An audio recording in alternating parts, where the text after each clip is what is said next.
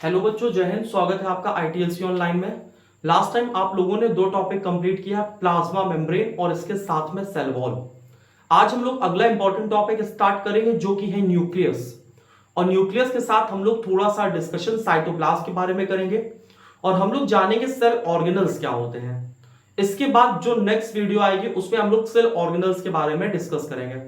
सबसे पहले 4 cell organelle के बारे में डिस्कस करेंगे जो कि हमारा एक पर्टिकुलर सिस्टम बनाता है जिसको एंडोमेम्ब्रेन सिस्टम कहते हैं, जिसमें एंडोप्लाज्मिक रेटिकुलम आता है, गोल्जी बॉडी आता है, लाइसोसोम आता है और वैक्यूल आता है। इसके बाद हम लोग सेमी ऑटोनोमस सेल ऑर्गेनल की बात करेंगे, माइटोकॉन्ड्रिया प्लास्टिड की, और लास्ट में हम लोग बात करेंगे माइटोकॉन्ड्रिया प्लास्टिड के बाद माइटोसिस और मियोसिस की। तो स्टार्ट करते हैं आज की क्लास न्यूक्लियस से। बहुत इंपॉर्टेंट है, ध्यान से समझना, ठीक है। तो अगर हम न्यूक्लियस की बात करें, न्यूक्लियस क्या होता है? तो न्यूक्लियस क्या होता है? It is the double membrane bounded cell organelle. It is the double membrane bounded cell organelle, ठीक है। तो न्यूक्लियस बच्चा क्या होता है? It is the double membrane bounded cell organelle. Nucleus एक ऐसा सेल ऑर्गेनल है जिसके चारों तरफ डबल मेम्ब्रेन होती है। इसके साथ में when we observe the onion peel under the microscope we see the densely stained structure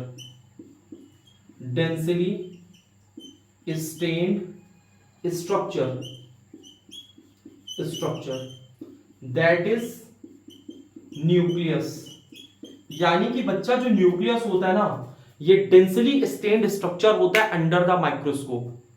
किस तरह से होता है ये देखो, आपने इस तरह से पढ़ा हुआ है। ये अनियन पील के अंदर अनियन सेल थी और यहां पे आपका न्यूक्लियस था, यहां पे सेल वॉल है, यहां पे क्या था?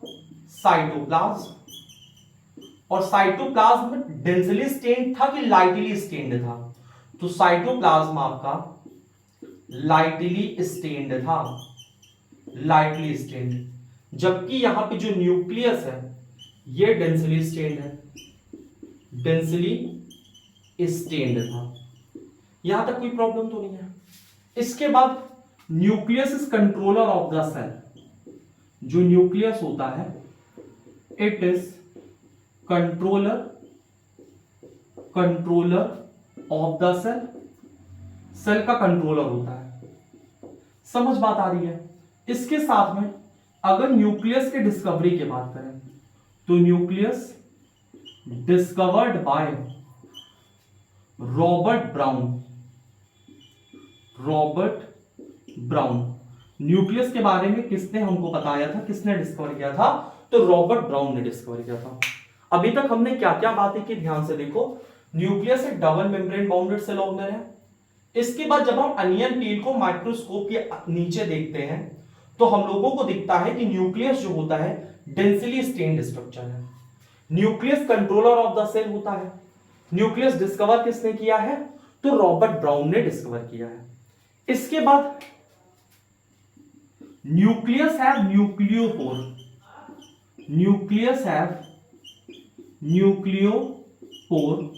through which exchange of substance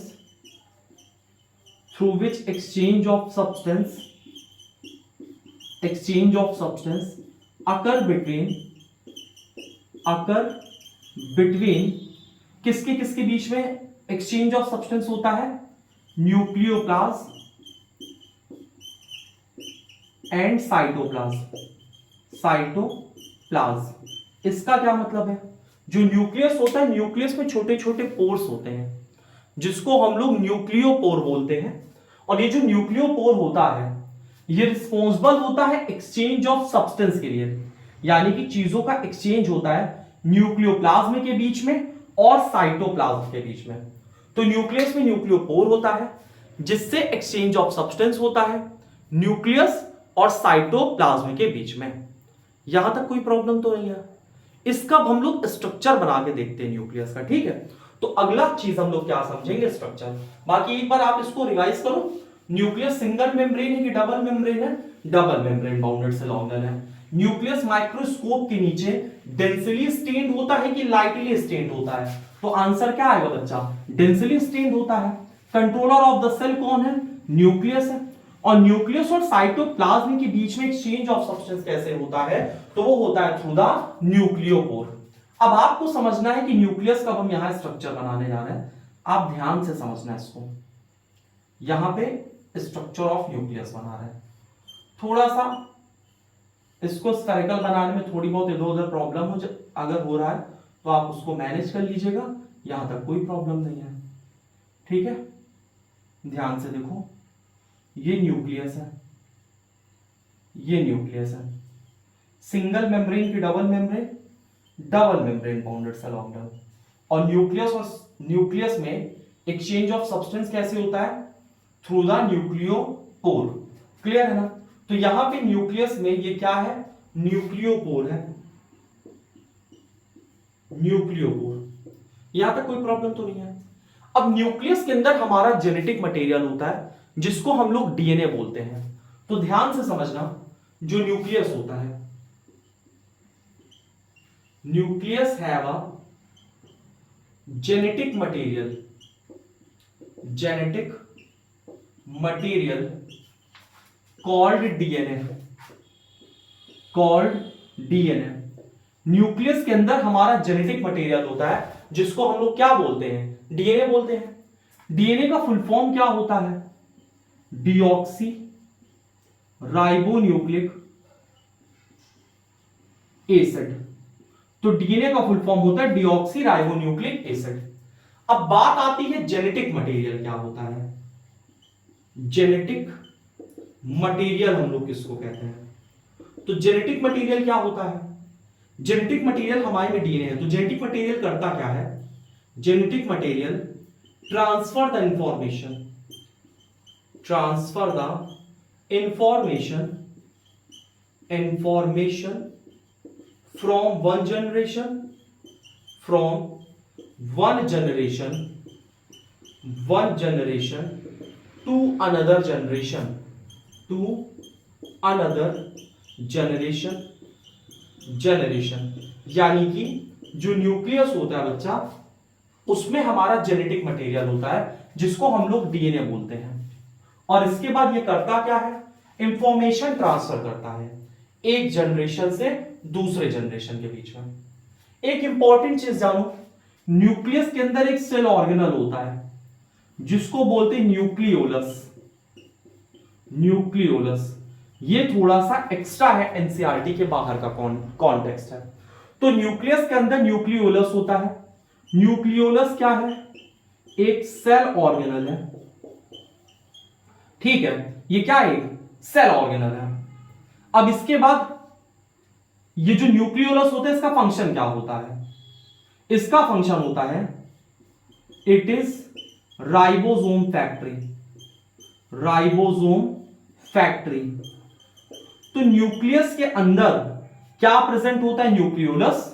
nucleolus एक non membrane bounded cell organelle है, non membrane bound, non membrane bound cell organelle है। यहां तक कोई प्रॉब्लम तो नहीं है। और ये किसकी फैक्ट्री होती है? राइबोसोम की फैक्ट्री होती है। तो nucleolus is the factory of ribosome.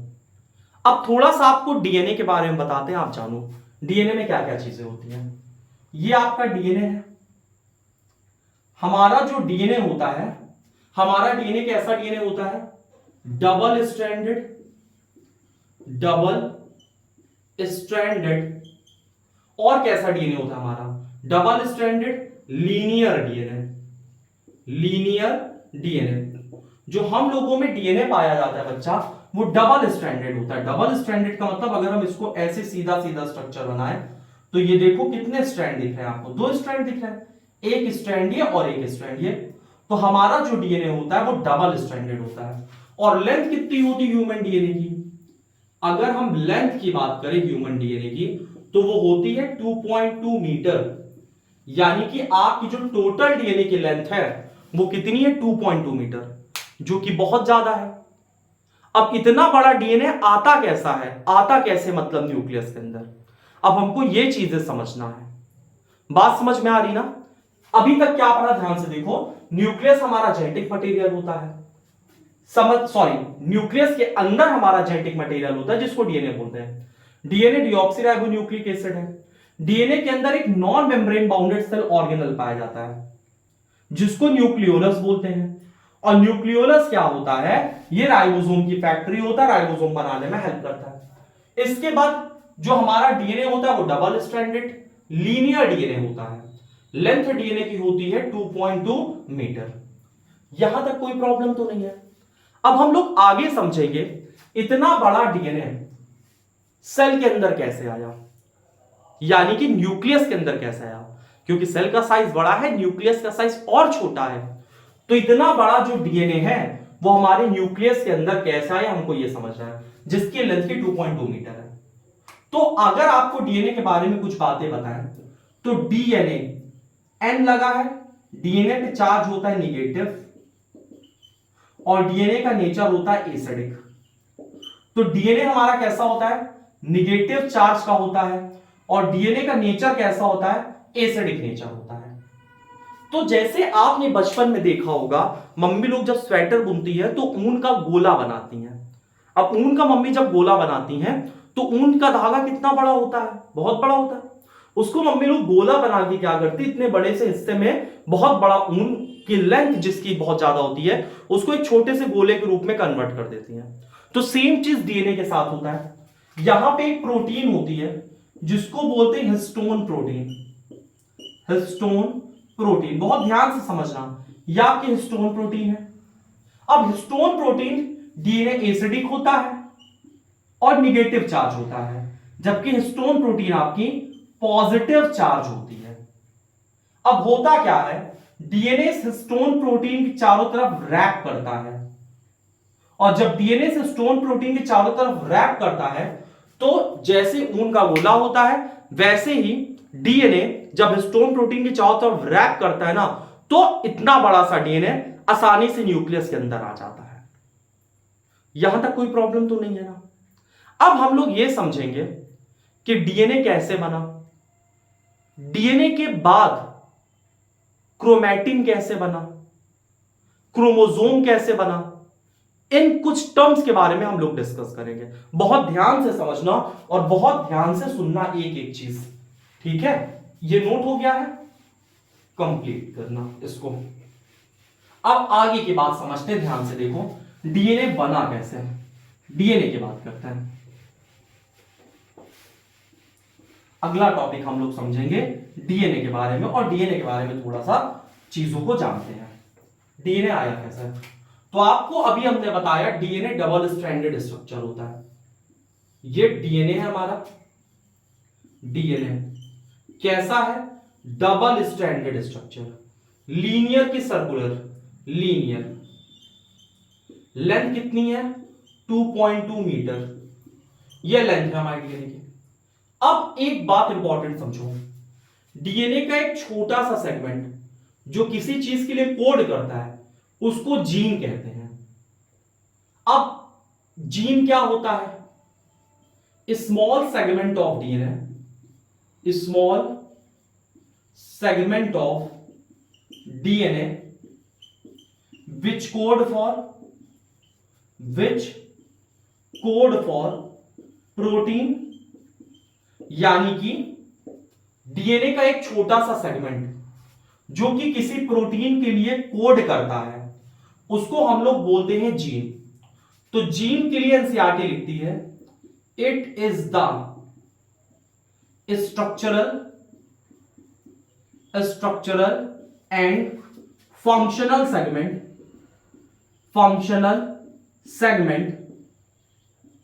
Of DNA. तो डीएनए का स्ट्रक्चरल और फंक्शनल सेगमेंट क्या होता है? जीन होता है। और जीन किसी प्रोटीन के लिए कोड करता है। अब सवाल आएगा ये प्रोटीन कैसे बन गया, कोड क्या हो गया, तो इसके बारे में समझो। आपके बॉडी में होता है डीएनए। डीएनए इंफॉर्मेशन कैसे ट्रांसफर करता है ये सुनो। डीएनए से बनता है आपका आरएनए, आरएनए से बनता है प्रोटीन, और प्रोटीन से बनता है एंजाइम। कोई प्रॉब्लम नहीं है यहां तक। डीएनए से आरएनए बना, आरएनए से प्रोटीन बना, प्रोटीन से एंजाइम बना। अब थोड़ा सा डीएनए के बारे में और चीज सुनो। हमारे बॉडी में जब सेल डिवाइड करता है तो डीएनए की कॉपी बनती है, तो डीएनए से डीएनए बनना कहलाता है रेप्लिकेशन। थोड़ा सा डिटेल है लेकिन यहां से समझ लोगे तो फिर आगे चीजें काफी आसान रहेंगी। डीएनए से डीएनए बनना रेप्लिकेशन, डीएनए से आरएनए बनना ट्रांसक्रिप्शन, आरएनए से प्रोटीन बनना ट्रांसलेशन, ट्रांसलेशन। तो यहां आपने क्या देखा, डीएनए से डीएनए बन रहा है, इसको रेप्लिकेशन कहेंगे। डीएनए से आरएनए बन गया, इसको ट्रांसक्रिप्शन कहेंगे। आरएनए से प्रोटीन बन गया, इसको ट्रांसलेशन कहेंगे। और प्रोटीन से एंजाइम बन जाती है। और एंजाइम क्या होती है, enzymes are the biological catalyst, जो कि रिएक्शन की रेट को बढ़ाती या घटाती है। यानी कि आपका जो बॉडी बना है प्रोटीन से बना है, लिपिड से बना है, कई चीजों से मिलकर बना है, लेकिन building material, body building material protein होता है। तो ये जो प्रोटीन है, इस प्रोटीन से एंजाइम बन गया। और एंजाइम कितनी फंक्शनली, कितने अच्छे से काम कर रही है या कितने अच्छे से काम नहीं कर रही है, इस बेसिस पे आपका बॉडी डेवलपमेंट होता है। तो डीएनए डायरेक्टली इंफॉर्मेशन ट्रांसफर नहीं करता है, डीएनए आरएनए बनाता है, आरएनए से प्रोटीन बनती है, फिर प्रोटीन से एंजाइम बनती है, फिर जिससे हमारे बॉडी का डेवलपमेंट डिसाइड होता है। तो डीएनए इस तरह से इंफॉर्मेशन ट्रांसफर करता है एक जनरेशन से दूसरी जनरेशन में। इंफॉर्मेशन ट्रांसफर करने के लिए डीएनए का एप्लीकेशन हो जाता है, लेकिन कोई चीज बॉडी के अंदर बननी है तो उससे पहले डीएनए से आरएनए बनेगा, आरएनए से प्रोटीन बनेगा, और फिर जाके प्रोटीन से किसका फॉर्मेशन होता है, एंजाइम का फॉर्मेशन होता है। यहां तक कोई प्रॉब्लम तो नहीं है। जीन समझ में आ गई है। जीन क्या होता है, it is a small segment of DNA which code for protein. यानी जीन क्या है, एक छोटा सा सेगमेंट है डीएनए का जो किसी प्रोटीन के लिए कोड करता है। और जीन होता क्या है, it is the structural and functional segment of DNA. जो डीएनए का स्ट्रक्चरल और फंक्शनल सेगमेंट होता है उसको हम लोग क्या बोलते हैं, उसको हम लोग बोलते हैं जीन। अब आगे चलते हैं जीन से और चीजों को समझते हैं। ठीक है, यहां तक आपको चीजें समझ में आ गई होंगी। इसको पढ़ने के बाद आप लोग एक बार अपनी एनसीईआरटी पढ़ोगे तो आपको किसी तरह की कोई प्रॉब्लम वहां फेस करने के लिए नहीं मिलेगी। अब हम लोग आगे की बात करते हैं। आगे आप लोगों को चीजें समझने में आएंगी। देखो यहां पे आपने देखा डीएनए। अब जीन को थोड़ा साइड रखते हैं, अब डीएनए के साथ चलते हैं। डीएनए के साथ आरएनए मिलता है, आरएनए के साथ हिस्टोन प्रोटीन मिलता है, हिस्टोन प्रोटीन, और हिस्टोन प्रोटीन के साथ मिलता है non histone protein, non histone protein. और ये सारी चीजें मिलके किसका फॉर्मेशन करती हैं, क्रोमैटिन का। क्रोमैटिन का, क्रोमैटिन क्या होता है, अनकंडेंस्ड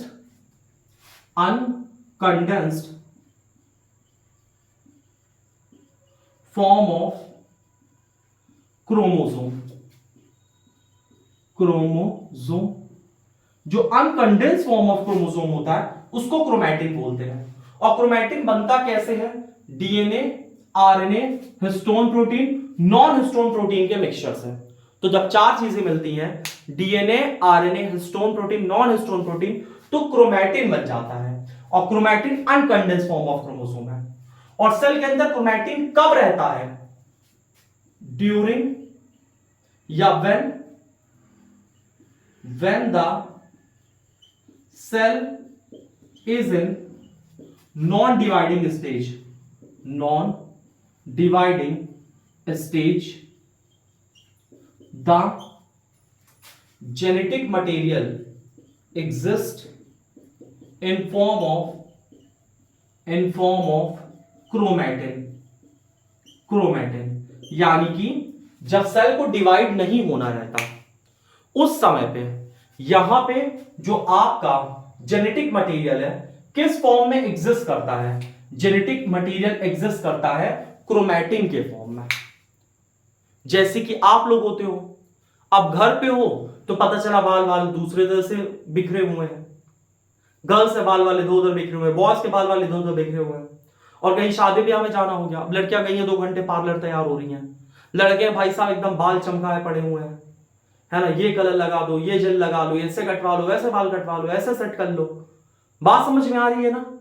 तो जब कहीं घूमने जाना होता है, तो शादी ब्याह में जाना होता है, तो एकदम तैयार वेल अप टू डेट।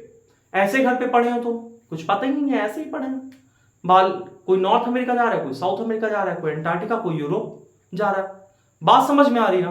तो इसी तरह जब सेल को डिवाइड नहीं होना रहता तो जो हमारा जेनेटिक मटेरियल है वो जेनेटिक मटेरियल किस फॉर्म में एग्जिस्ट करता है?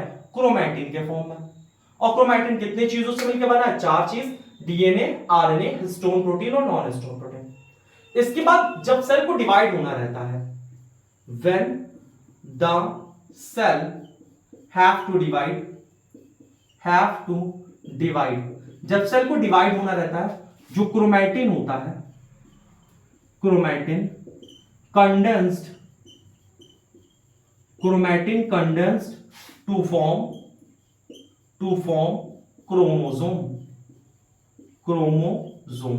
जब सेल को डिवाइड होना रहता है तो क्रोमैटिन कंडेंस्ड होकर किस चीज का फॉर्मेशन करता है? क्रोमैटिन कंडेंस्ड होकर क्रोमोसोम का फॉर्मेशन करता है। यानी क्रोमैटिन आपस में इकट्ठा होता है, कंडेंस होता है और क्रोमोसोम का फॉर्मेशन करता है। और क्रोमैटिन क्या होता है? अनकंडेंस्ड फॉर्म ऑफ क्रोमोसोम है। अब क्रोमोसोम का हम लोग थोड़ा सा स्ट्रक्चर समझ लेते हैं और ध्यान से समझते हैं, ठीक है? अगला टॉपिक हम लोग समझेंगे क्रोमोसोम के थोड़ा सा स्ट्रक्चर के बारे में देखते हैं। तो ध्यान से देखो क्रोमोसोम का स्ट्रक्चर कैसा होता है। क्रोमोसोम इस तरह से होता है, ये और ये, इसको बोलते हैं हम लोग क्रोमैटिड।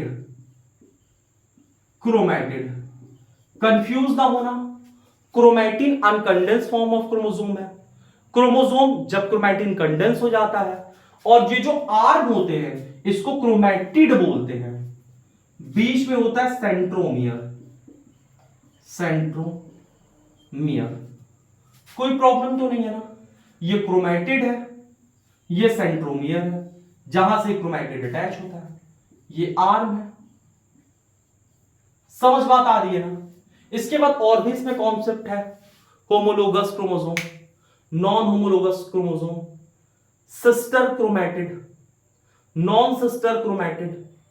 लेकिन ये आगे की चीजें हैं, अभी आप सिर्फ इतना समझो, यहां सेंट्रोमियर है, ये क्रोमैटिड है, इसके चारों तरफ ऐसा स्ट्रक्चर होता है, इसको बोलते हैं काइनेटोकोर। इसको क्या बोलते हैं? काइनेटोकोर।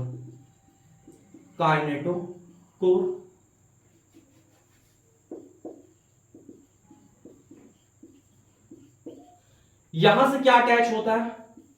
यहां से अटैच होता है स्पिंडल फाइबर जब सेल को डिवाइड होना रहता है। इतना ही जान लो, आगे की बात करते हैं। अब आगे समझो। अब एक क्वेश्चन दिमाग में आपके कहीं ना कहीं आएगा, क्या न्यूक्लियस सारे सेल में पाया जाता है? तो इसका आंसर है नहीं। तो nucleus is absent in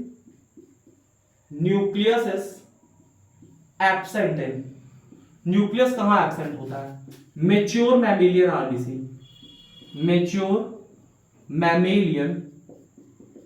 RBC, यानी कि जो हमारी रेड ब्लड सेल है उसमें न्यूक्लियस एब्सेंट होता है। प्लांट में भी एक सेल होती है सिव सेल्स में भी क्या होता है? जो न्यूक्लियस होता है वो एब्सेंट होता है। समझ बात आई? तो न्यूक्लियस हमारे में कहां एब्सेंट होता है? मैच्योर मैमेलियन आरबीसी में। प्लांट में कहां एब्सेंट होता है? सिव सेल्स में न्यूक्लियस एब्सेंट होता है। सिव सेल्स आप कहां पढ़ोगे? जब आप लोग जाइलम फ्लोएम पढ़ोगे, सिव ट्यूब, सिव सेल, कंपेनियन सेल। समझ बात आई? फ्लोएम फाइबर, फ्लोएम पैरेन्काइमा, ये सारी चीजें आप लोग पढ़ोगे। और जाइलम में पढ़ोगे ट्रैकिएट्स, जाइलम फाइबर, जाइलम पैरेन्काइमा। तो यहां पे जो सिव सेल्स होती हैं और आरबीसी होता है मैच्योर मैमेलियन आरबीसी, यहां पे जो न्यूक्लियस होता है वो एब्सेंट होता है। यहां तक चीजें क्लियर है।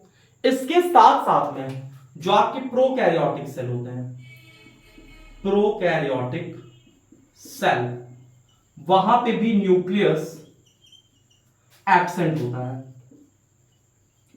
और न्यूक्लियस की जगह क्या होता है, न्यूक्लियोइड। प्रोकैरियोटिक सेल में न्यूक्लियस एब्सेंट होता है, न्यूक्लियस की जगह क्या प्रेजेंट होता है, न्यूक्लियोइड प्रेजेंट होता है। यानी कि जो प्रोकैरियोटिक सेल है इनका जेनेटिक मटेरियल जो होता है वो किसी भी मेम्ब्रेन से सराउंडेड नहीं होता, वो साइटोप्लाज्म में ऐसे ही पड़ा होता है। यहां तक कोई प्रॉब्लम तो नहीं है। अब आगे की बात करते हैं हम लोग, थोड़ा सा अगला टॉपिक हम लोग डिस्कस करेंगे। अगला टॉपिक है आपका साइटोप्लाज्म। इसके बाद आपका अगला टॉपिक है साइटोप्लाज्म। लेकिन थोड़ा सा हम लोग डिस्कशन कर लेते हैं प्रोकैरियोटिक सेल और यूकैरियोटिक सेल के बारे में। ध्यान से समझो, प्रोकैरियोटिक सेल क्या होता है, यूकैरियोटिक सेल क्या होता है। प्रोकैरियोटिक सेल ऐसे सेल होते हैं जो कि बहुत ज्यादा वेल डेवलप नहीं है, यूकैरियोटिक सेल वेल डेवलप होते हैं। और 5 किंगडम क्लासिफिकेशन के अंडर एक किंगडम में प्रोकैरियोटिक सेल को रखा गया है और 4 किंगडम में यूकैरियोटिक सेल को रखा गया है। तो पहले आपको 5 किंगडम क्लासिफिकेशन बताते हैं, क्योंकि जितने भी लिविंग ऑर्गेनिज्म है सब 5 किंगडम क्लासिफिकेशन में ही आते हैं। बात समझ में आई? तो अगर हम 5 किंगडम क्लासिफिकेशन की बात करें, 5 किंगडम क्लासिफिकेशन की अगर हम बात करें तो 5 किंगडम क्लासिफिकेशन में क्या क्या है, सबसे पहले आता है मोनेरा, दूसरा आता है प्रोटिस्टा, तीसरा आता है फंजाई, चौथा आता है प्लांटेई, पांचवा आता है एनिमलिया। तो 5 किंगडम क्लासिफिकेशन में मोनेरा, प्रोटिस्टा, फंजाई, प्लांटाई और एनिमलिया ये आते हैं। 5 किंगडम क्लासिफिकेशन किसने दिया था, आर.एच. व्हिटाकर ने दिया था। अब इसके बारे में समझना है। जो मोनेरा है वो प्रोकैरियोटिक होता है, प्रोकैरियोटिक, और यूनिसेलुलर होता है, यूनिसेलुलर। इसमें सबसे ज्यादा कॉमन कौन होता है, बैक्टीरिया, बैक्टीरिया, ठीक है। प्रोटिस्टा कैसा होता है, यूकैरियोटिक होता है, यूकैरियोटिक, और ये भी यूनिसेलुलर होता है, एक सेल वाला। इसका एग्जाम्पल क्या है, अमीबा, और क्या एग्जाम्पल है, यूग्लिना। आपको इंपॉर्टेंट फैक्ट बताते हैं यूग्लिना के बारे में। Euglena is known as connecting link between plant and animal. Euglena को हम लोग प्लांट और एनिमल के बीच का कनेक्टिंग लिंक कहते हैं, क्योंकि जब तक सनलाइट होता है तब तक यूग्लिना अपना खाना खुद से बना लेता है। लेकिन इन एब्सेंस ऑफ सनलाइट, जब सनलाइट नहीं होता तो ये हेटेरोट्रॉप की तरह बिहेव करता है, यानी सनलाइट के प्रेजेंस में प्लांट की तरह बिहेव करेगा, सनलाइट की एब्सेंस में एनिमल की तरह बिहेव करता है। इसका मोड ऑफ न्यूट्रिशन। तो इस वजह से इसको बोलते हैं connecting link between plant and animal. जबकि कनेक्टिंग लिंक बिटवीन लिविंग और नॉन लिविंग क्या है, इसको कमेंट बॉक्स में बताना। आगे की बात करते हैं, फंजाई के बाद अगला है फंजाई। कैसा होता है, ये भी यूकैरियोटिक होता है, यूकैरियोटिक, लेकिन ये यूनिसेलुलर भी होता है और साथ साथ में मल्टी सेलुलर भी होता है। यूनिसेलुलर फंजाई कौन है, ईस्ट। बात समझ में आई, जिससे अल्कोहल बनता है। प्लांटाई कैसा होता है, यूकैरियोटिक, एनिमलिया कैसा, यूकैरियोटिक, और दोनों कैसे होते हैं, मल्टी सेलुलर होते हैं। तो आपको यह बात ध्यान देना है, 5 किंगडम क्लासिफिकेशन में मोनेरा है, प्रोटिस्टा है, फंजाई है, प्लांटाई है, एनिमलिया है। अब 5 किंगडम क्लासिफिकेशन में जो प्रोकैरियोटिक किंगडम है कितना है, 1, यूकैरियोटिक किंगडम कितना है, 4, यूनिसेलुलर की किंगडम कितने हैं, 2, मल्टीसेलुलर के किंगडम कितने हैं, 3, एक्सेप्शन ईस्ट को हटा दे तो फिर यहां तक कोई प्रॉब्लम तो नहीं है। और 5 किंगडम क्लासिफिकेशन किसने दिया था, आर.एच. व्हिटाकर ने दिया था। अब हम आगे की बात करते हैं, आगे समझो, थोड़ा सा डिस्कशन कर लेते हैं प्रोकैरियोटिक सेल के बारे में और यूकैरियोटिक सेल के बारे में, ताकि आपको चीजें समझ में आ जाए। चलो स्टार्ट करते हैं। लेकिन प्रोकैरियोटिक यूकैरियोटिक सेल थोड़ा सा बड़ा हो जाएगा तो वीडियो बड़ी हो जाएगी, लेकिन फिर उसके लिए अलग अच्छा वीडियो बना देंगे प्रोकैरियोटिक यूकैरियोटिक सेल। अब हम लोग डिस्कस करेंगे बच्चा साइटोप्लाज्म के बारे में। साइटोप्लाज्म क्या होता है? साइटोप्लाज्म क्या होता है? तो साइटोप्लाज्म क्या होता है? It is the semi fluid matrix of the cell, matrix of the cell. या साइटोप्लाज्म क्या होता है? सेमी फ्लूइड मैट्रिक्स होता है सेल का, यानी कि एक ना बहुत ज्यादा सॉलिड होता है ना बहुत ज्यादा लिक्विड होता है, सेमी फ्लूइड स्ट्रक्चर होता है। इन साइटोप्लाज्म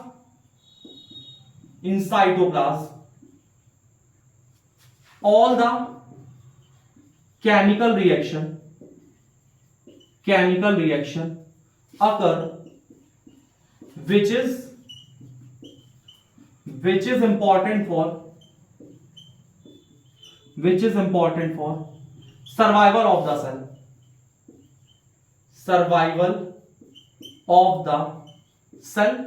तो जो साइटोप्लाज्म होता है एक सेमी फ्लूइड मैट्रिक्स है, ठीक है। इसके बाद जो साइटोप्लाज्म होता है उसमें सारी केमिकल रिएक्शन चलती है जो कि सेल के लिए काफी इंपॉर्टेंट होती है। साइटोप्लाज्म है सेल ऑर्गेनल, साइटोप्लाज्म है सेल ऑर्गेनल। साइटोप्लाज्म में क्या प्रेजेंट होता है? सेल ऑर्गेनल प्रेजेंट होता है। यहां तक कोई प्रॉब्लम नहीं है। अब आगे की बात करते हैं, ध्यान से देखो सेल ऑर्गेनल होता क्या है, ठीक है। अगला टॉपिक हम लोग स्टार्ट करेंगे सेल ऑर्गेनल। एक एक चीज बहुत ध्यान से समझते जाना। अगला है cell organelle.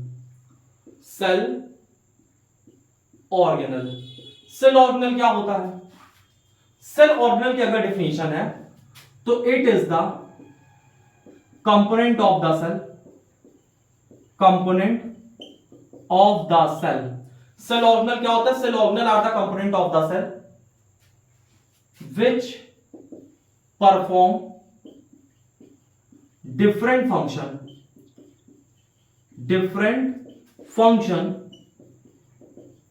which help in survival of the cell।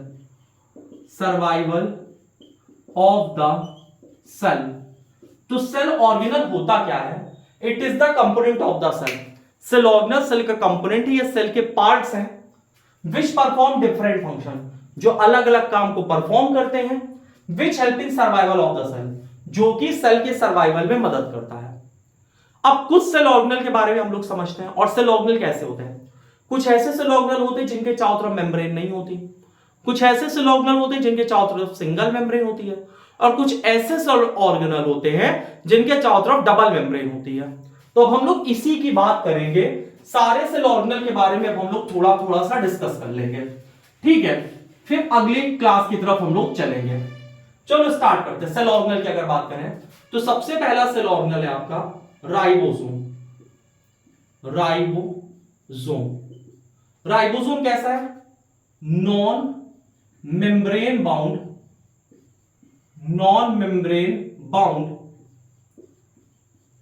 Cell organelle. जो राइबोसोम होता है ये non membrane bound cell organelle होता है, इसके चारों तरफ मेम्ब्रेन नहीं होती, लेकिन it is common in both prokaryotes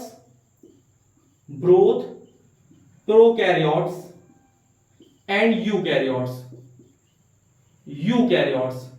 ठीक है। जो राइबोसोम होता है एक non membrane bounded cell organelle है, और ये कॉमन है प्रोकैरियोट्स में भी यूकैरियोट्स में भी, यानी प्रोकैरियोटिक सेल में भी पाया जाता है, यूकैरियोटिक सेल में भी पाया जाता है राइबोसोम। इसके साथ साथ में राइबोसोम की एक और खास बात है, चलो इतना ही बताते, बाकी आगे बताएंगे, ठीक है। राइबोसोम के बारे में अभी सिर्फ जान लो किसके चारों तरफ मेम्ब्रेन होती है, किसके चारों तरफ मेम्ब्रेन नहीं होती। दूसरा है सेंट्रियोल, ये भी नॉन मेम्ब्रेन बाउंडेड। इसके बाद तीसरा है सेंट्रियोल के बाद न्यूक्लियोलस, ये भी नॉन मेम्ब्रेन बाउंड है, non membrane bound cell organelle. Nucleolus के बाद अगले सेल ऑर्गेनल की तरफ चलते हैं, एंडोप्लाज्मिक रेटिकुलम, इसके साथ गोल्जी बॉडी और लाइसोसोम और vacuole.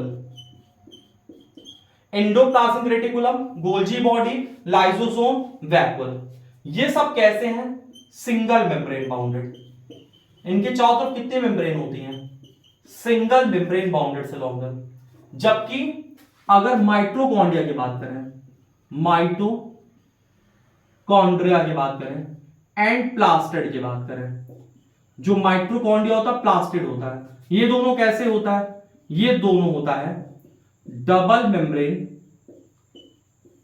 Membrane bounded cell organelle. और दोनों की खासियत क्या होती है? Both are semi autonomous. Semi